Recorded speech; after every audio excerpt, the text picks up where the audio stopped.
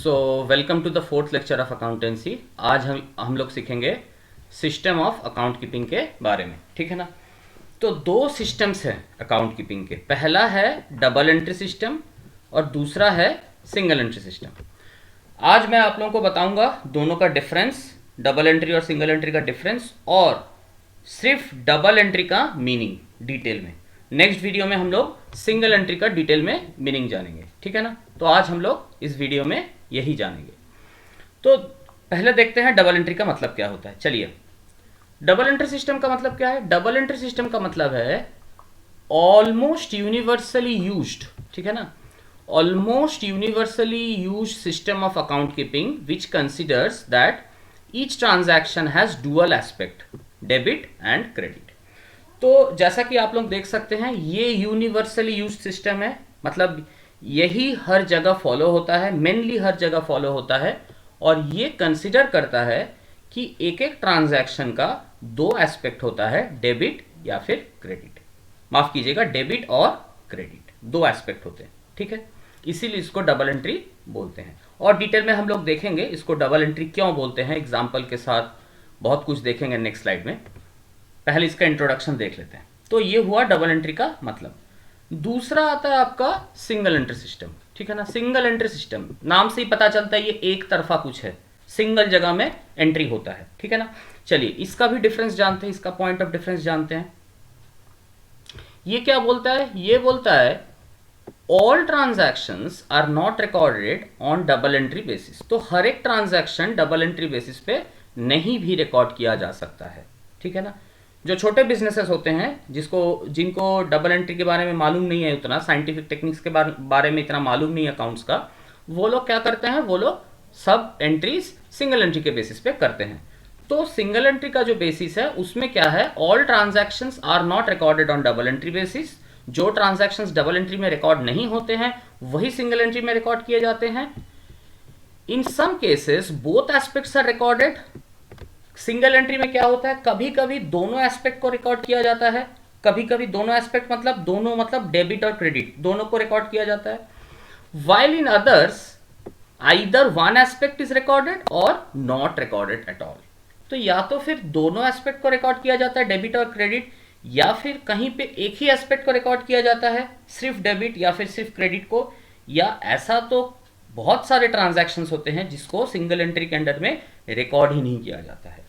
ये सब हम लोग जब सिंगल एंट्री का एक डिटेल वीडियो बनाएंगे तब हम लोग देखेंगे। ये पूरा डबल एंट्री पे बेस करके है, ठीक है ना। चलिए, अब डबल एंट्री का और डिटेल में मतलब जानते हैं। तो डबल एंट्री का मीनिंग क्या है, meaning of double entry system, a system of account keeping which recognizes that each transaction has dual aspect, debit और क्रेडिट। ये तो आप लोगों ने डिफरेंस वाले पॉइंट में देखा था, ठीक है ना। तो ये तो हुआ सिंपल सा एक मीनिंग। अब इसके थोड़ा और डिटेल में चलते हैं। इसका डबल एंट्री सिस्टम नाम क्यों पड़ा, क्यों ये डबल एंट्री सिस्टम है। This is because the principles of double entry are based upon that every transaction has two aspects और two parts, that is two accounts are always affected by each transaction. तो जब भी कोई accounting transaction होता है तो double entry बोलता है कि हर एक ट्रांजैक्शन का दो एस्पेक्ट्स या फिर दो पार्ट्स होते हैं, एक देने वाला और एक पाने वाला। ये हम लोग एग्जांपल में देखेंगे। तो दो एस्पेक्ट्स या फिर दो अकाउंट्स होते हैं जो कि एक एक ट्रांजैक्शन में या फिर कह सकते हैं आप हर एक ट्रांजैक्शन में अफेक्टेड होते हैं।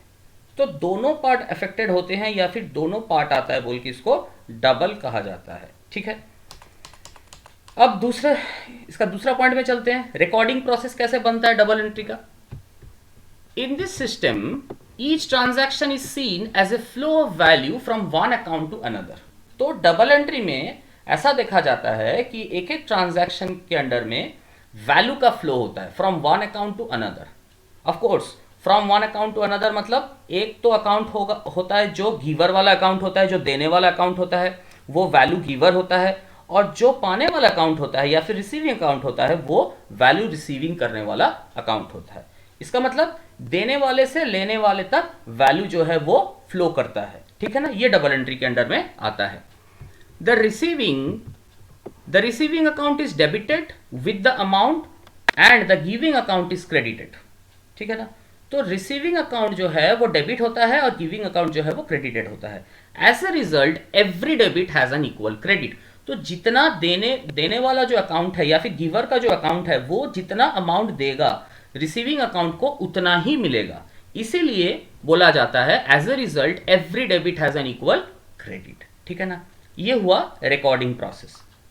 नेक्स्ट नंबर डी पॉइंट में चलते हैं क्या, नहीं यहाँ पे और भी बहुत कुछ है। यहाँ पे एग्जाम्पल भी है आप लोगों के लिए, देखिए। For example, at the time of cash purchases goods are received and in return cash is paid. तो जब भी हम लोग कुछ कैश में खरीदते हैं तो हम लोग के पास गुड्स आता है, मतलब वो चीज़ आता है हमारे पास, और उसके बदले में हम लोग कैश देते हैं। तो यहाँ पे दो एस्पेक्ट्स ऐसे बनते हैं। Here two aspects are involve. One is receiving goods, जो कि गुड्स रिसीव करता है, मतलब रिसीवर का जो अकाउंट है, and the other is paying cash. And under the double entry system both this aspects are recorded. तो एक गुड्स रिसीव करने वाला अकाउंट होता है जो कि परचेजर का अकाउंट होता है, और एक सेलर का अकाउंट होता है जो कि गुड्स गिवर का अकाउंट होता है। तो गुड्स जो गिव करता है या फिर गुड्स जो सेल करता है उसको कैश मिलता है, मतलब उसके एंड से गुड्स निकलता है और उसको कैश मिलता है उसके बदले में। और जो परचेजर का अकाउंट है उसके यहां से कैश निकलता है और उसके बदले में उसको गुड्स रिसीव होता है, ठीक है ना। तो receipt of goods is debited and payment of cash is credited, ठीक है ना। अब इसका एक इंपॉर्टेंट नोट है, if more than 2 accounts are affected, ठीक है ना। कभी कभी एक से ज्यादा अकाउंट्स भी अफेक्टेड हो सकते हैं, मतलब डेबिट के अंडर में एक से ज्यादा अकाउंट भी हो सकते हैं, क्रेडिट के अंदर में भी एक से ज्यादा अकाउंट्स भी हो सकते हैं। ये हम लोग जब जर्नल एंट्रीज का वीडियोस देखेंगे तब हम लोग और डिटेल में प्रैक्टिकली समझ में आएगा। अभी इसका रूल जान लेते हैं, क्या है। If more than 2 accounts are affected by a transaction, अगर किसी ट्रांजैक्शन के लिए 2 से ज्यादा अकाउंट्स अफेक्टेड होते हैं, then the sum of the debit entries must be equal to the sum of the credit entries। ये मैंने एस्टेरिस्क के अंडर में रखा है, नोट के अंडर में रखा है, स्पेशल नोट के अंडर में, तो ये इंपॉर्टेंट से नोट करिएगा, ठीक है ना। तो जब भी 2 या 2 से ज्यादा अकाउंट्स अफेक्टेड होते हैं तो सारे डेबिट का टोटल सारे क्रेडिट के टोटल से मैच करता है, यानी कि इक्वल होता है डेबिट और क्रेडिट का सम, ठीक है। अब एक इंपॉर्टेंट चीज और भी है रिमेंबर करने के लिए, क्या है डी पॉइंट में important to remember. Before recording any transaction under this system we have to decide for each transaction the following. तो डबल एंट्री के अंदर में रिकॉर्ड करने से पहले हम लोग को 2 चीज माइंड में रखना है। पहला जो है, कौन से 2 अकाउंट्स इन्वॉल्व हो रहे हैं, मतलब परचेजर का अकाउंट कौन सा है, सेलर का अकाउंट कौन सा है, ठीक है ना। जो पेमेंट करता है उसका अकाउंट कौन सा है और जो पेमेंट रिसीव करता है उसका अकाउंट कौन सा है। आप लोग ऐसे बोल सकते हैं जो परचेजर है वही पेमेंट करता है, मतलब वो गुड्स रिसीव करता है, इसके बदले में वो कैश देता है, ठीक है ना। और जो सेलर है वो गुड्स सेल करता है, इसके बदले में उसको कैश मिलता है। तो कौन से 2 अकाउंट है, सेलर और परचेजर के। और दूसरा है whether the entries to those accounts are debited और क्रेडिटेड, ठीक है ना। तो जो परचेज है या फिर सेल है वो डेबिट में जाएगा या फिर सेल डेबिट में जाएगा, मतलब परचेज को हम लोग डेबिट करेंगे या फिर सेल को डेबिट करेंगे, कैश को हम लोग डेबिट करेंगे या फिर कैश को हम लोग क्रेडिट करेंगे। तो ये भी एक इंपॉर्टेंट पार्ट है जो कि हम लोग को ज्यादा क्लियर होगा जब हम लोग गोल्डन रूल्स देखेंगे।